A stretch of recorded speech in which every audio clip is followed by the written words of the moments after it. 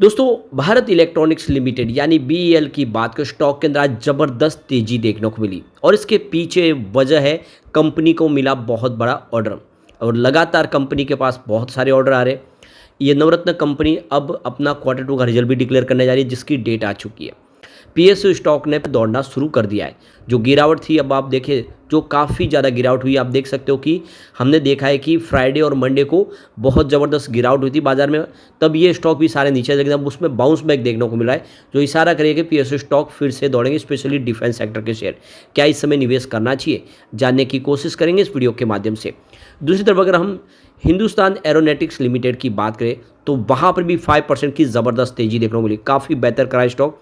और यहाँ पे भी कुछ बड़ी अपडेट है जिसको इस वीडियो के माध्यम से डिस्कस करेंगे और क्या एचएएल में हमें इस समय निवेश करना चाहिए, जानेंगे इस वीडियो के माध्यम से। लेकिन फ्रेंड्स, उससे पहले अगर आप पहली बार हमारे चैनल पे आए तो चैनल को सब्सक्राइब कर दीजिए, एक बेल आइकॉन दबा दीजिए ताकि जब भी नया वीडियो बने पहला नोटिफिकेशन आपको मिले। वीडियो पसंद आए तो लाइक से जरूर कीजिए। चलो फ्रेंड्स, वीडियो स्टार्ट करते हैं। मैं हूँ आपका दोस्त एसबी दवे और हमारे अपने चैनल ऑनलाइन कमाई में आपका बहुत बहुत स्वागत है। तो सबसे पहले भारत इलेक्ट्रॉनिक्स की बात कर ले तो स्टॉक की शुरुआत सुबह बिल्कुल फ्लैट हुई, क्योंकि सुबह लग नहीं रहा था कि बाजार दौड़ेगा, क्योंकि वो जो एग्जिट पोल के जो नतीजे थे वो बीजेपी के फेवर में नहीं थे। लेकिन 10 बजे के बाद पूरा पासा पलट गया। सुबह सुबह कांग्रेस की सरकार बनी थी हरियाणा में, उसके बाद अचानक बीजेपी की सरकार बनी, उसने पूरा मामला पलटा, बाजार भी तेज हुआ और पीएसयू स्टॉक भी दौड़े। तो नतीजा ये हो कि स्टॉक सीधा 281 पर चला गया, जहाँ पे दिन में कुछ गिरावट थी, वहाँ से ज़बरदस्त बाउंस बैक हुआ है। 265 से सीधा 281 पर स्टॉक निचले लेवल से लोगों ने अच्छी खासी खरीदारी की, उसकी वजह से 5.29% की ज़बरदस्त तेज़ी के साथ इसने क्लोजिंग दी है। अब आप देख सकते हो कि ये जो तेज़ी बनी, इसके पीछे वजह कंपनी को मिला बड़ा ऑर्डर।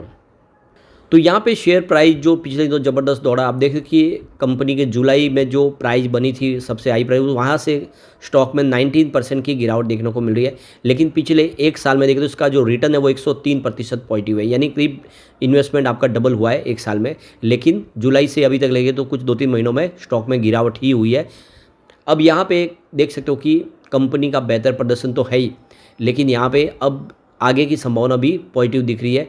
तो ये नवरत्न डिफेंस कंपनी को देख सकते हो कि 11 सितंबर 2024 को अपने अंतिम खुलासे के बाद में करीब देख सकते हो कि 500 करोड़ रुपये के अतिरिक्त ऑर्डर हासिल प्राप्त किए। उनका कहना है कि एएमआई शेल्टर, एकीकृत वायु कमान नियंत्रण प्रणाली नोड्स के लिए इन्होंने एएमसी गन सिस्टम के लिए अपग्रेड और स्पेयर रडार, स्पेयर संचार प्रणाली आदि के लिए कुछ ऑर्डर इनको मिले हैं।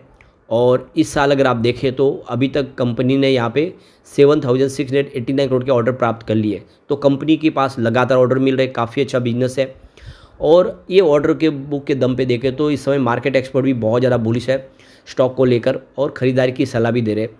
तो देखो कि प्रभुदास लीलाधर इंस्टीट्यूट इक्विटीज़ की तरफ से जो मार्केट एक्सपर्ट है उनका कहना है कि मजबूत ऑर्डर बुक और बैकलॉग और पाइपलाइन रक्षा क्षेत्र में स्वदेशीकरण पर सरकार की जोर और मार्जिन प्रोफाइल में सुधार के कारण भारत इलेक्ट्रॉनिक्स लिमिटेड में काफ़ी ज़्यादा संभावना बनी रहेगी आगे भी। उन्हें उम्मीद है कि कंपनी फाइनेंशियल 2024-26 के दौरान 17.6% और 17.3% के रिवेन्यू और प्रॉफिट के साथ CAGR चक्रवर्ती वार्षिक दर पर आगे की रिपोर्ट जारी करेगी, यानी इस बार बेहतर उम्मीद के हिसाब से रिजल्ट भी देखने को मिलेगा। तो प्रभुदास लीलाधर इस समय स्टॉक को लेकर बुलिश है और उन्होंने यहाँ पे इसमें खरीदारी की सलाह दी है। यहाँ पे देख सकते हो कि इन्होंने जो टारगेट सेट किया है वो 341 का है और एक्यूमुलेट की रेटिंग दी है, तो बिल्कुल यहाँ पे खरीदारी की सलाह है। अब यहाँ पे देखो कि कंपनी अपना क्वार्टर टू का रिजल्ट भी डिक्लेयर करने जा रही है, इसकी डेट आ चुकी है। तो 25 अक्टूबर 2024 को कंपनी अपना क्वार्टर टू का रिजल्ट डिक्लेयर करेगी और रिजल्ट बेहतर रहने की पूरी उम्मीद है। और इसके अलावा कुछ और बड़े ऐलान भी हो सकते हैं। वैसे क्वार्टर वन भी बहुत ही शानदार था। रिवेन्यू की बात करें 4.24 थाउजेंड करोड़ के आसपास था, जहाँ पे 20.11% की बेसिस पे वृद्धि देखने को मिली। नेट इनकम 791 करोड़ के आसपास, जहाँ पे 46.89% की बेसिस पे वृद्धि देखने को मिली। नेट प्रॉफिट मार्जिन 18.64% रहा, जहाँ पे 22.31% की बेसिस पर वृद्धि देखने को मिली। तो बहुत ही बेहतर रहा रिजल्ट और आशा है कि इस बार भी रिजल्ट काफ़ी शानदार रहेगा। अब चलते हम हिंदुस्तान एरोनॉटिक्स लिमिटेड की तरफ। तो देख सकते हो कि आज 4,374 पर क्लोजिंग थी, 5% की ज़बरदस्त तेज़ी के साथ। लेकिन आपको ये ध्यान होना चाहिए कि इंट्राडे में ये 4,145 तक चला गया लो में, तो निचले लेवल से ज़बरदस्त रिकवरी लौट के आई, काफ़ी बेहतर किया। अब आप देखो इसका जो 52 वीक का लो है वो मात्र 1485 के आसपास है, लेकिन हाई 5674 का। उस हिसाब से देखें तो स्टॉक ने ज़बरदस्त रिटर्न तो दिया है, लेकिन ऊपर के लेवल से करेक्ट भी हो गया। और सिर्फ एचएल की बात नहीं है, दूसरे जितने भी पीएसयू स्टॉक है वो ऊपर के लेवल से करेक्ट हुई है। कोई 10-20% तो कहीं कहीं तो 30% करेक्शन हो चुका है और फिर से एक अच्छी तेज़ी की संभावना यहाँ पे अब दिखने लगी है। अब आप देख लो कि सरकार इस समय एचएल के ऊपर भी प्रेशर बना रही है कि वो ज़्यादा से ज़्यादा फाइटर जेट बना के सरकार को दे, क्योंकि अभी हम चीन से बहुत पीछे है। ऐसे में सरकार ने कहा है कि हर साल 24 फाइटर जेट बनाने चाहिए एचएल को, यानी तेज़ी से इसमें काम बढ़ाना होगा।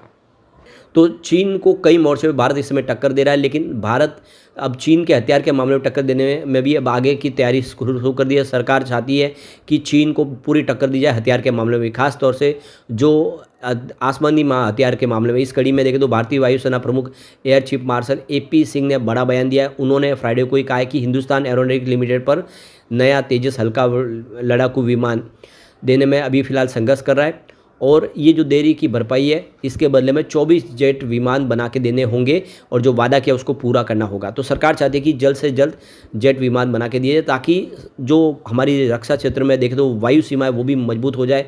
और इस समय एचएल का काम यहाँ पे बढ़ता हुआ दिखाई देगा। वैसे एचएल मेक इन इंडिया के तहत बहुत सारे इस समय वेपन बना रही है, बहुत सारे फाइटर जेट बना रही है, और देख ही सकते हो कि इंडिया अब एक्सपोर्ट करने लगा। विश्व के 90 देशों में इंडिया एक्सपोर्ट कर रही है, और ऐसे में हम कह सकते हैं कि आने वाले समय में उम्मीद बहुत है, चाहे एचएल हो या फिर बीएल हो, दोनों ही बहुत बेहतर कर सकते हैं। और लगातार सरकार का सपोर्ट भी मिल रहा है, काफ़ी लगातार अच्छे ऑर्डर भी मिल रहे हैं। तो ऐसे में हमें एचएल में भी निवेश करना चाहिए। दोनों डिफेंस सेक्टर के शेयर आने वाले इसमें फिर से शानदार तेज़ी के साथ आगे बढ़ सकते हैं।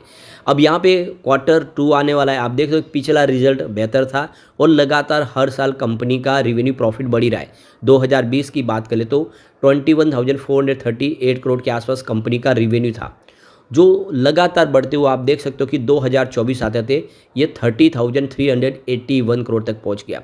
इसमें खास बात यह है कि हर साल कंपनी का रिवेन्यू बढ़ा है, कहीं पर आपको डाउनफॉल होता हुआ दिखाई नहीं देगा। ये आंकड़े बहुत ज़्यादा उत्साहवर्धक है।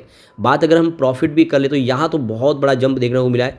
2020 में कंपनी का प्रॉफिट मात्र 2,865 करोड़ के आसपास था, जो 2024 आते आते देखो प्रॉफिट 7,594 करोड़ तक पहुंच गया है।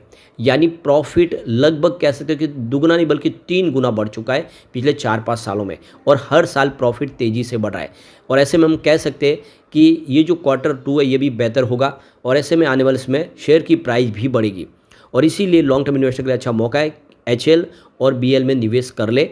शॉर्ट टर्म के लिए थोड़ा सा वेट करें। अभी फिलहाल हो सकता है कि पीएसयू स्टॉक में थोड़ी और गिरावट बने, क्योंकि जब बाजार गिरता है तो पीएसयू स्टॉक पे दबाव ज़्यादा देखने को मिलता है, लेकिन लॉन्ग टर्म नजरिया बहुत अच्छा है। आने वाले समय ये मालामाल कर देंगे। लेकिन फ्रेंड्स, कोई भी इन्वेस्टमेंट करने से पहले अपने फाइनेंशियल एडवाइजर से बड़े ले या अपना खुद का रिसर्च करें, क्योंकि मैंने वीडियो आपके एजुकेशनल पर्पज़ के लिए ही बनाया। वीडियो पसंद आए तो लाइक से जरूर कीजिए और चैनल को सब्सक्राइब कर दीजिए। Thank you friends.